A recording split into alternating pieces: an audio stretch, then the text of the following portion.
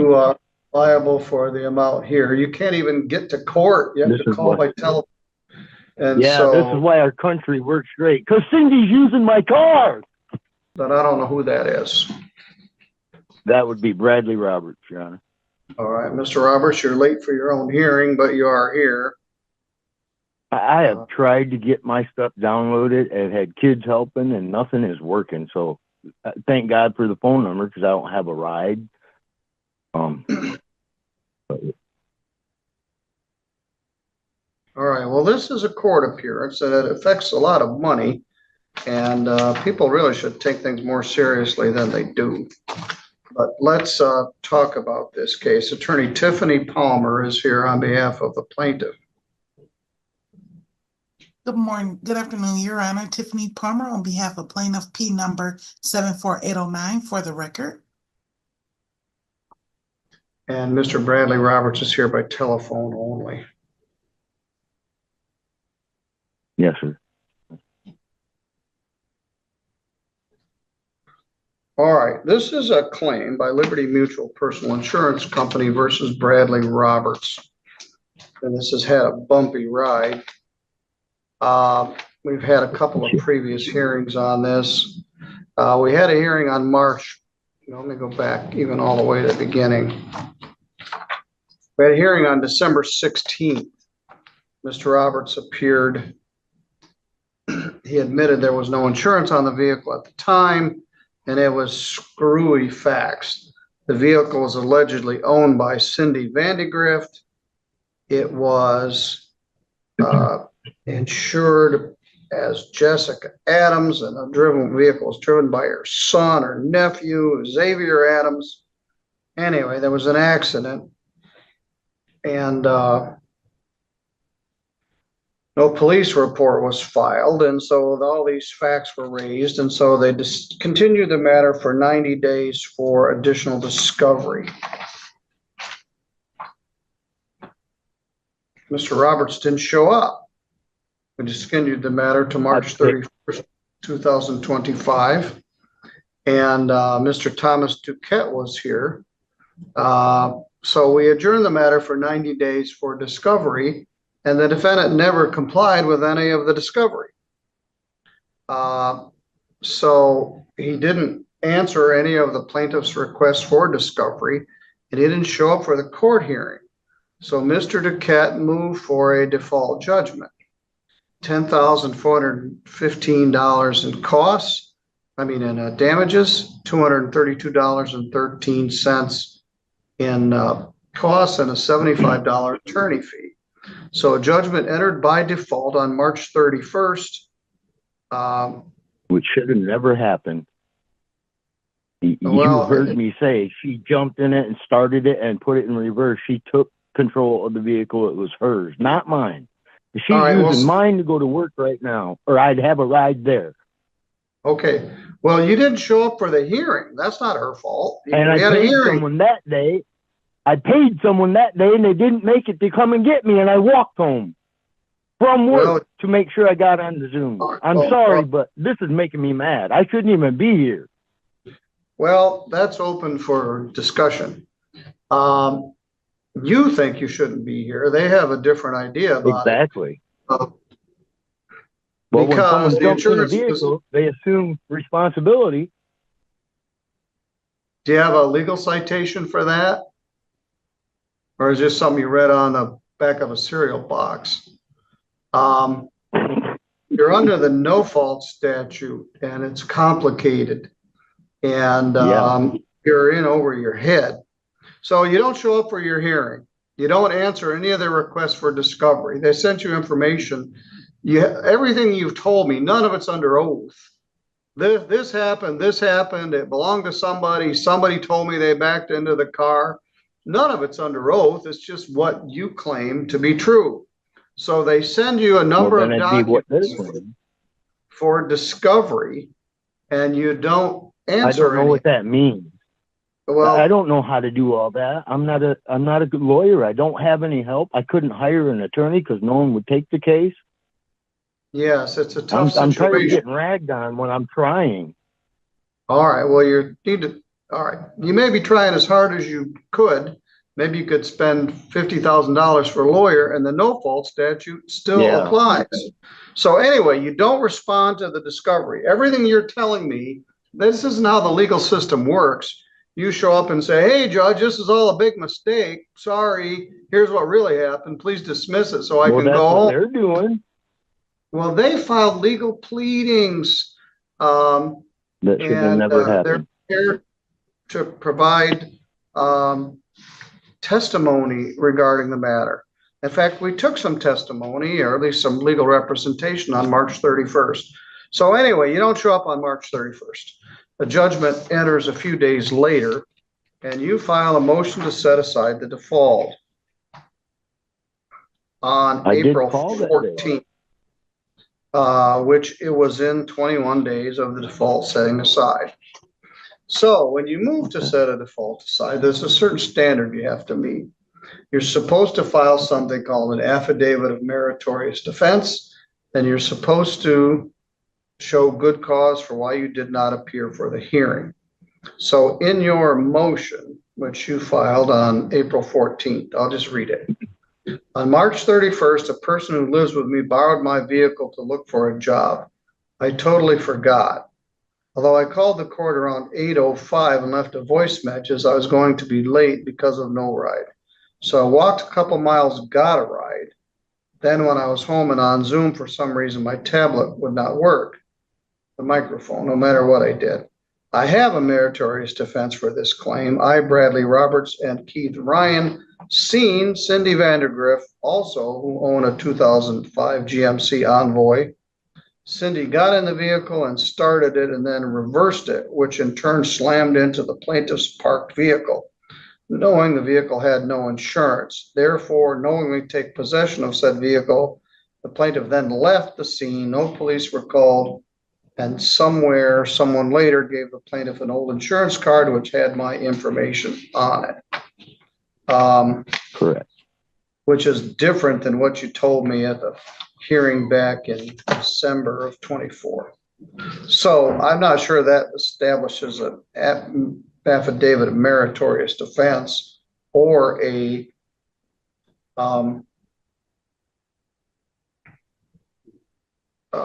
legitimate reason for not coming. I don't have any notes in the file that you called. I don't say that you didn't. The hearing was at 8:30. At any rate, I called the hall and checked around and you weren't here. So having laid the premises out, Ms. Palmer, what's your position here? Our position is that the defendant has not met the statutory burden in order to set the judgment aside. As the court has indicated, the information he provided as to his failure to appear for a court-ordered hearing, it doesn't rise to the level of good cause, but obviously the court is the gatekeeper of that. But our position is that it does not rise to that level. And then the meritorious defense that was advanced, it is not necessarily consistent with what was originally indicated. And this could have been helped if the defendant had answered the discovery. So right now we're not exactly sure what the defense is. And although I know the courts are somewhat liberal as it relates to advancing a meritorious defense, this is an affidavit. So I couldn't even necessarily use this statement if the court was inclined to set aside the default judgment to impeach him or to have him basically attest to these facts. So he could theoretically change his version after this point too. So we believe that he has not met the statutory requirement to set aside the default judgment at the bare minimum. Let me see if I understand. Mr. Roberts, are you contending that this is a completely different vehicle? No, it's the same vehicle. I gave them her phone number. All they got to do is call her and talk to her. I thought my stuff would be taken care of and thrown out because I shouldn't be here. She said, here's my information, and she lives with me still. You know, it's simple. Contact her and not me. I didn't do it. And they haven't contacted her at all. All right, but one thing that you, from the beginning, failed to accept is that you're the insurance holder on the vehicle. Yep, I was. That's what started all this, because someone got my information. Yes.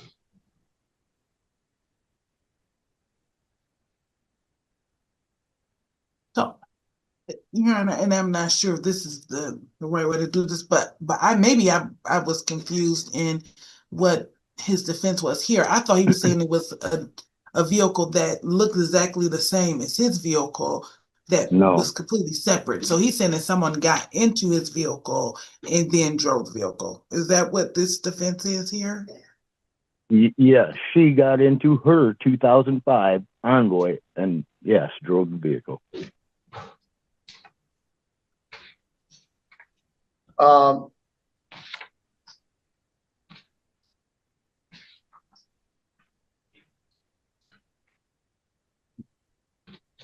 That you were the insurance holder on.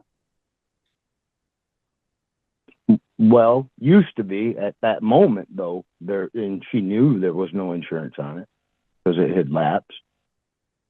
I wasn't driving it. It was parked.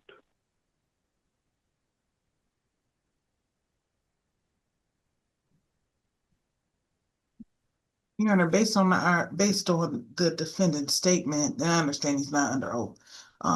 And I misstated maybe in how I responded to the meritorious defense. But if he was the title owner, registrant, or constructive owner of the vehicle, he's still legally responsible for whoever's driving the vehicle if they had permissive use.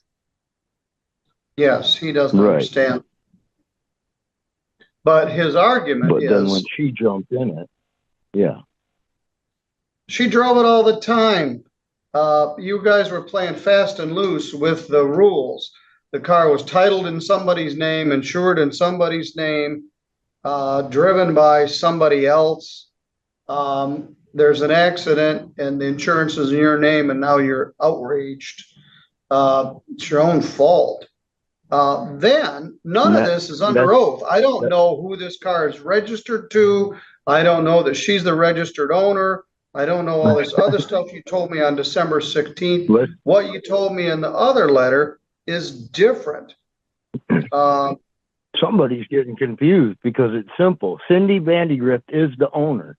I borrowed it because she wasn't driving it. So I insured it. Then I quit driving it and it was parked. Cindy Vandigrift's still the owner. And then Cindy Vandigrift day, all we know about that is what you're saying here, and you're not under oath. You never filed. Right. And I'm saying call her and she'll tell you all. That isn't how it works. They sued Well, it should have been, because I shouldn't be here getting upset. And you shouldn't have to deal with me. Well, I wish it were true. Yeah, I know. Okay. All right. I'm sorry. So they send you a bunch of documents to ask you these questions. Who's the car registered to? Show me the title. Who was your insurance carrier? When was it insured? You didn't answer. How would I have the title if I don't own it? So I have no idea to fill this stuff out. No idea how to do it. So all you have to do is show up and say, hey, I don't own this. I don't have any proof that I don't own it, but they're showing that you're the insurance. I did that the first. Wouldn't that be the first meeting we had when I left them her phone number and contact info? It would have been taken care of. If they would have followed through and said, okay, you're not the owner, I'm going to call this number, they would have found out who the owner was legally.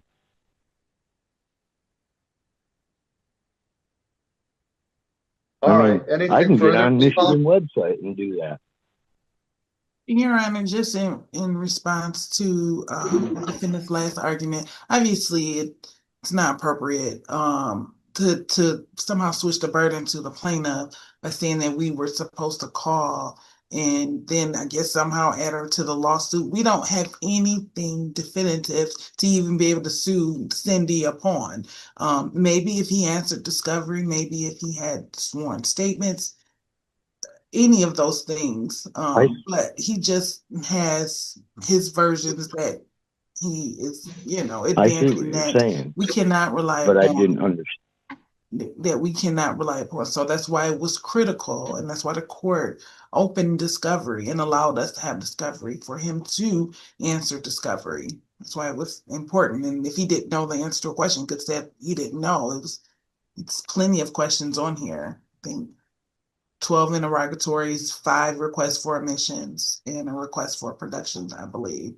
So it's quite a few questions on here. First one being his name. And I didn't understand how to.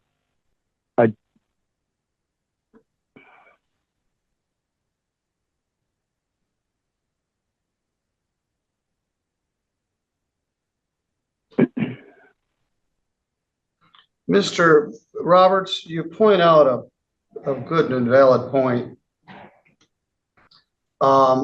People get involved in a general civil lawsuit. They don't understand the rules. It's complicated. You're not in small claims court, you're in general civil court. And every day this week, including tomorrow, I have multiple people who are driving around with no insurance. And last week on Thursday, I had 7. Probably had 10 last week. I probably have 10 this week. And you point out what happens when you're driving around without insurance. You get into the weeds when you get sued by the other party's insurance company for an accident.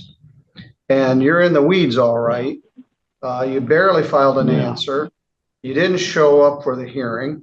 You didn't answer any of the interrogatories. And you haven't shown an affidavit of meritorious defense. And I'm not sure we have good cause for why you weren't here. So your motion to set aside the default is denied. Good cause and meritorious defense were not established. Now, you can sue her if you think she's more liable. She doesn't have any money either, and I doubt they're going to get any money out of you. But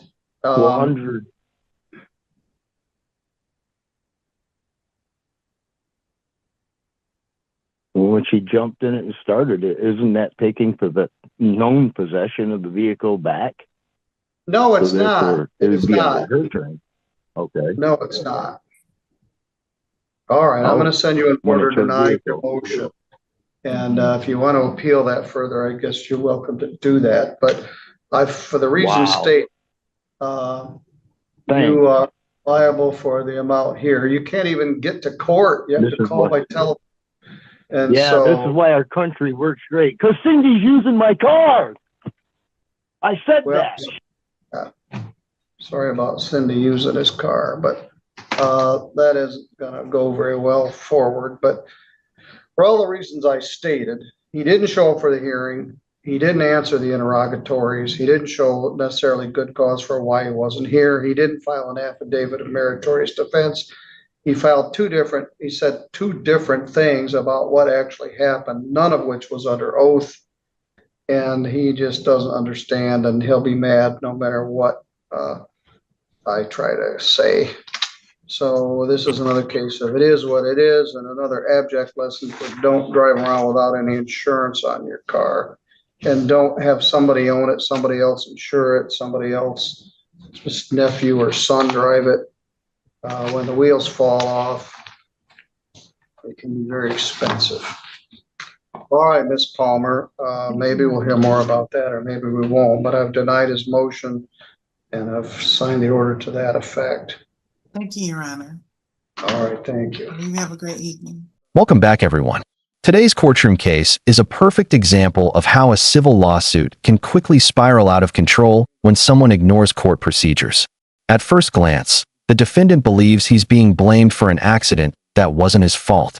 But as the hearing unfolds, the judge makes it clear that this case isn't just about who was behind the wheel. It's also about legal responsibility, evidence, and following the rules of the court. The hearing begins with the judge noting that Bradley Roberts is already late for his own court appearance. Instead of appearing on Zoom, he joins by telephone and explains that he couldn't get his technology working and didn't have transportation. While the judge allows the hearing to continue, he immediately reminds Roberts that this is a serious legal matter involving more than $10,000. Missing deadlines or arriving late only makes an already difficult situation worse. The lawsuit itself was filed by Liberty Mutual Insurance after a vehicle accident. According to court records, the vehicle involved had no active insurance at the time of the crash. However, the ownership and insurance history of the vehicle is incredibly confusing. The defendant claims someone named Cindy owned the vehicle, while the insurance policy was connected to him, and another person had been driving it. The judge even describes the facts as screwy, making it obvious that untangling responsibility won't be easy. As the judge reviews the case history, one major problem becomes clear. This isn't the first hearing. There have already been multiple court appearances over several months. During that time, the defendant repeatedly failed to respond to legal discovery requests and even missed an earlier hearing entirely. Because of those failures, the court entered a default judgment against him. A default judgment is extremely important in civil court. It doesn't necessarily mean the judge believes one side's story over the other. Instead, it usually happens because one party fails to participate in the legal process. Courts cannot wait forever for someone to respond. If deadlines are ignored, the opposing side can win by default. The defendant immediately argues that he shouldn't even be in court because another person actually caused the accident. According to him, Cindy got into the vehicle, started it herself, put it in reverse, and hit the parked vehicle. He insists that she took control of the car, and therefore she should be responsible. But the judge quickly explains that simply saying something happened isn't enough. Courts rely on sworn testimony, documents, and evidence, not personal opinions or unsupported statements. Throughout the hearing, the judge repeatedly reminds the defendant that none of his claims are under oath. Another major issue involves discovery. Discovery is the stage where both sides exchange information, answer written questions, and provide documents before trial. The insurance company's attorney explains that they sent numerous requests asking basic questions about ownership, registration, insurance, and the accident itself. The defendant admits that he never answered those requests because he didn't understand how. He tells the judge that he isn't a lawyer, couldn't afford an attorney, and simply didn't know what to do. While that explanation earns some sympathy from the judge, it doesn't excuse ignoring court orders. The judge explains that being unfamiliar with the legal system doesn't remove someone's obligation to participate in the process. If someone doesn't understand a question, they can still respond or ask for clarification. Doing nothing is often the worst possible choice. One of the most memorable moments comes when the defendant argues that the insurance company should have simply called Cindy after he gave them her phone number. From his perspective, the entire lawsuit could have been avoided with one phone call. The attorney immediately pushes back. She explains that the burden isn't on the plaintiff to investigate every unsupported claim made by the defendant. Instead, it's the defendant's responsibility to provide evidence through discovery, sworn statements, and court filings. Since he never completed those steps, they had nothing reliable to work with. This highlights one of the biggest misunderstandings many people have about civil lawsuits. The court doesn't investigate cases the way police investigate crimes. Instead, each side must present evidence supporting its own position. If someone refuses to provide evidence, the court can't simply assume they're telling the truth. As the hearing continues, the defendant repeatedly returns to the same argument. He says Cindy owned the vehicle, she drove it, and therefore she should be responsible. However, another legal issue stands in his way. Even if Cindy was driving, the defendant admits he had insured the vehicle in his own name at one point. The attorney explains that depending on ownership and permissive use laws, the insurance holder or registered owner may still have legal responsibility. The judge also points out that the defendant's story has changed over time. Statements made during an earlier hearing don't perfectly match what he's saying now. His written motion also contains different details. When stories change during litigation, credibility becomes a serious concern. Judges need consistency, especially when deciding whether to overturn an existing judgment. The judge even comments that the defendant is in over his head. It's not meant as an insult. Instead, It's an observation that civil litigation has complicated rules that many self-represented individuals struggle to understand. Near the end of the hearing, the judge actually acknowledges an important point made by the defendant. He agrees that general civil court can be confusing for people without lawyers. He also notes that every week he sees multiple cases involving uninsured drivers who suddenly find themselves facing expensive lawsuits. It's one of the few moments where the judge shows genuine empathy. Unfortunately for the defendant, sympathy doesn't change the law. To overturn a default judgment, he had to prove two things. First, he needed good cause for missing the previous hearing. Second, he needed a legally sufficient meritorious defense supported by proper documentation.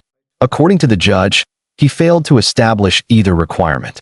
As a result, the motion to set aside the default judgment is denied. Even after the ruling, the defendant continues arguing that once Cindy took possession of the vehicle, responsibility should have shifted entirely to her.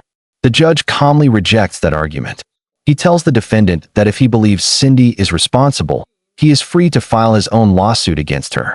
But that separate issue doesn't erase the judgment already entered in this case.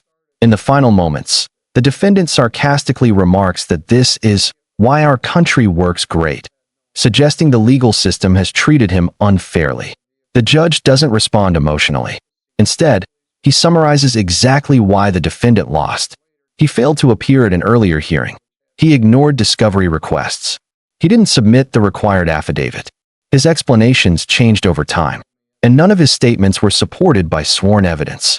The judge closes with a warning that applies far beyond this individual case. Never drive without insurance. Never allow confusing ownership and insurance arrangements to develop. And never ignore court paperwork. Small mistakes at the beginning can eventually lead to thousands of dollars in liability.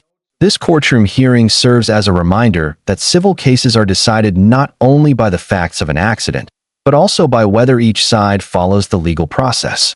Even someone who believes they're right can lose if they fail to provide evidence, respond to court orders, or appear when required. Thanks for watching. If you enjoy courtroom analysis and real legal cases explained in plain English, don't forget to like this video, subscribe to the channel, and leave your thoughts in the comments. Do you think the judge made the correct decision, or do you believe the defendant deserved another chance? Let us know below, and we'll see you in the next courtroom breakdown.